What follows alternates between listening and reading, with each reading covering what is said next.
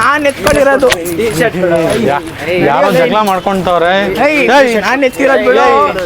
ಯಾಕೋ ಜಗಳ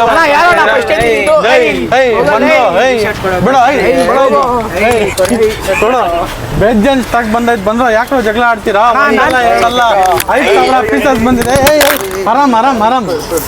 cool cool ಬನ್ನಿ ಬನ್ನಿ ಒಳಗಡೆ. ಎಲ್ರಿಗೂ ಸಿಗತ್ತೆ ಆರಾಮು. 1000ಗೆ 7 ಕೊಡ್ತಾ ಇದೀನಿ.